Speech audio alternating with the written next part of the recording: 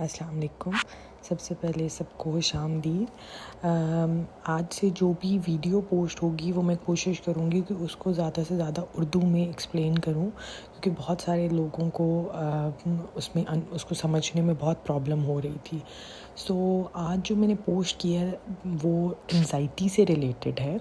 Anxiety क्या होती है, एंजाइटी की क्या टाइप्स हैं, कॉजेज़ क्या हैं, यानी कि वजूहात क्या हैं जिनकी वजह से एंजाइटी होती है, और जब आपको एंजाइटी होती है तो आपको महसूस क्या क्या हो रहा होता है, और फिर उसके अलावा वो कौन सी स्ट्रैटेजीज़ हैं जिनको आप यूज़ करके, जिनका इस्तेमाल करके आप अपनी एंजाइटी को कम कर सकते हैं।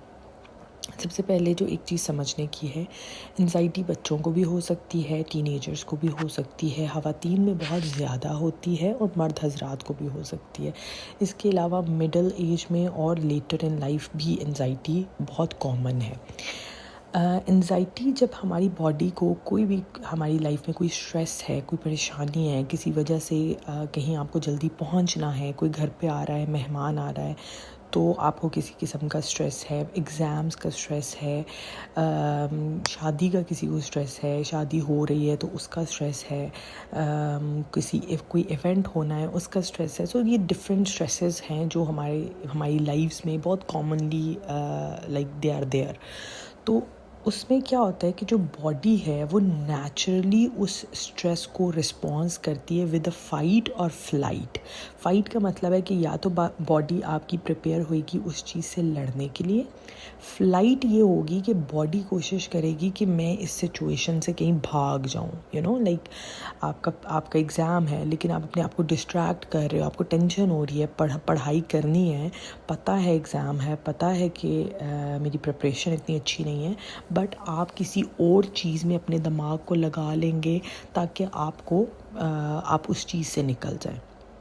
इसी तरह ज़िंदगी में और भी बहुत सारे ऐसे स्ट्रेसर्स हैं जिसमें हमारी बॉडी इस तरीके से रिएक्ट करती है। लेकिन हमें कोशिश ये करनी है कि अगर तो ये चीज़ नॉर्मल है और आपकी नॉर्मल फंक्शनिंग उससे डिस्टर्ब नहीं हो रही, आपकी जो डेली लाइफ है उसके जो इवेंट्स हैं वो डिस्टर्ब नहीं हो रहे, फिर इट्स अ कॉमन एंजाइटी जो कि सबको होती है। अगर वो जो आपकी फीलिंग ऑफ वरी है, आपको जो परेशानी है, जो कोई खदशात हैं, फियर्स हैं, या आप बहुत ज़्यादा अनईजीनेस फील कर रहे हैं, बेसकून है, और वो इस कदर बढ़ जाता है और इस कदर वो परसिस्टेंट रहता है, यानी कि काफ़ी अरसे तक वो चीज़ रह रही है कि वो आपकी सारी जो ज़िंदगी की, आपके पूरे दिन की रूटीन को डिस्टर्ब करना शुरू कर दे, तो वो आपका डिसऑर्डर बन जाता है, वो एक बीमारी बन जाती है। अब ये सब सुन के हर बंदा ये सोचेगा कि अच्छा ये चीज़ें तो मुझे भी होती हैं। अगर तो वो आपकी डेली फंक्शनिंग को इफ़ेक्ट नहीं कर रही तो वो एक नॉर्मल रिस्पॉन्स है। लेकिन जो स्ट्रैटेजीज़ मैं आपको एंड पे बताऊंगी वो स्ट्रैटेजीज़ आप उस नॉर्मल सिचुएशन में भी इस्तेमाल कर सकते हैं ताकि आप उस चीज़ को ओवरकम करें और वो आपको डिसऑर्डर तक ना लेके जा सके। क्योंकि जब हम बहुत ज़्यादा एक ही चीज़ को बार बार करते हैं तो देयर आर चांसेस कि वो चीज़ परसिस्टेंट हो जाए, वो लॉन्ग लास्टिंग हो जाए, वो ज़्यादा अरसे तक, तवील अरसे तक वो होना शुरू हो जाए, और एज अ रिज़ल्ट आपको वो एक जहनी बीमारी शुरू हो जाएगी। एंजाइटी में बहुत सारे डिफरेंट डिसऑर्डर्स आते हैं, जैसे कि जनरलाइज एंजाइटी है जिसके बारे में मैं ऑलरेडी बात कर चुकी हूँ। मैं हमारे जो वो इंस्टा का लिंक है, I share it in here, so आप उससे चेक कर सकते हैं कि what is generalise anxiety, panic disorders क्या होते हैं। सोशल एंजाइटी के बारे में हम बात कर चुके हैं। ओसीडी, ऑब्सेसिव कंपल्सिव डिसऑर्डर, उसके बारे में हम प्रीवियसली बात कर चुके हैं, there is a detailed video on it. और हम पीटीएसडी के बारे में भी बात कर चुके हैं, पोस्ट ट्रॉमेटिक स्ट्रेस डिसऑर्डर।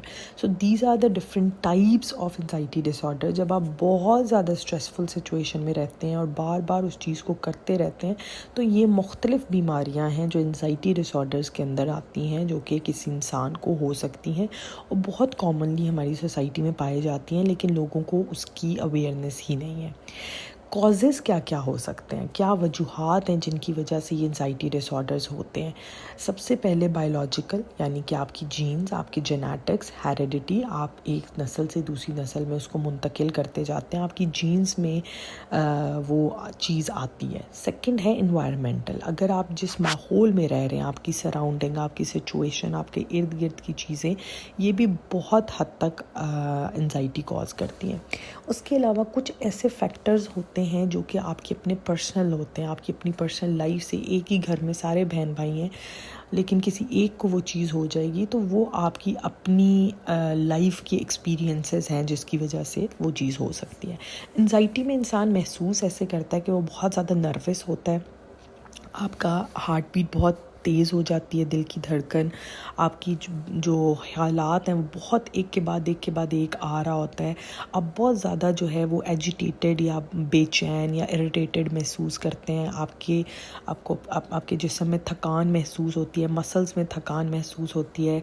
आपका जो सांस है वो तवातर से नहीं होता, सांस जो है वो उसमें लाइक शॉर्टनेस ऑफ ब्रेथ होती है, सांस टूटता है। उसके अलावा आप उस वर्ज पे होते हैं कि आप फट पड़े, लाइक कोई आपको ज़रा सा कुछ कहे and you like just explode.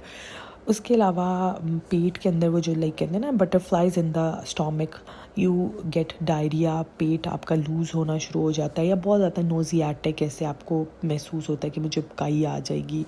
और उसके अलावा आप बहुत ज़्यादा उदास और बहुत ज़्यादा जो है वो सैड महसूस करते हैं। अब स्ट्रेटजीज़ क्या हैं एंजाइटी को डील करने के लिए? सबसे पहले the most important and the best exercise और the technique that we can use, जो कि हम इस्तेमाल कर सकते हैं, सबसे अमेजिंग वो है डीप ब्रीथिंग, गहरे लंबे सांस लेना। आप 5 मिनट से शुरू कर सकते हैं और उसकी आप तादाद जो है वो 15 से 20 मिनट तक लेके जा सकते हैं। किसी भी पुरसकून जगह पे बैठें, लंबा गहरा सांस अंदर लें और मुंह के ज़रिए उसको निकाल दें, इसको हम डीप ब्रीदिंग कहते हैं। उसके अलावा पुरसकून और 7 से 8 घंटे की नींद आपकी मुकम्मल होनी चाहिए। आप कैफ़ीन ना लें, अगर आप चाय या कॉफ़ी, या अगर for example we have like in Sweden अगर कोई अल्कोहल पी रहा है तो वो उसको अवॉइड करें। उसके अलावा आप रेगुलरली एक्सरसाइज करें, आपकी बॉडी को मूव करना चाहिए। आप वॉक कर सकते हैं, आप घर पे बैठे हुए कुछ एक्सरसाइज कर सकते हैं, जिम ज्वाइन कर सकते हैं। अपनी डाइट को बैलेंस रखें जिसमें एडिक्वेट अमाउंट ऑफ कार्बोहाइड्रेट्स हों, फैट हों, प्रोटीन्स हों, विटामिन्स, मिनरल्स, वाटर, ये सब चीज़ें आपकी जो है वो डाइट का हिस्सा हों। प्रोटीन इंटेक ज़्यादा रखें एज़ कम्पेयर टू कार्बोहाइड्रेट्स, और वेजिटेबल्स और फ्रेश फ्रूट ज़रूर लें। उसके अलावा आप पार्टिसिपेट कर सकते हैं कोई भी रिलैक्सिंग एक्टिविटीज़ में। आप सर्च आउट कर सकते हैं यूट्यूब पे, और in the future I will try to make a video on it कि और कौन कौन सी रिलैक्सेशन एक्सरसाइजेज़ हैं या टेक्निक्स हैं। अगर आपको इस सब से फ़र्क नहीं पड़ रहा तो काइंडली किसी भी हेल्थ प्रोफेशनल जो हैं उससे आप अपना मसला डिस्कस करें, try to get some therapy, या अगर आपको मेडिकेशन की ज़रूरत है तो ज़रूर लें। अगर आपका कोई सवाल है तो मुझे आप DM कर सकते हैं, अदरवाइज़ आप डायरेक्टली मैसेज कर सकते हैं ग्रुप में। Thank you so much, have a good day.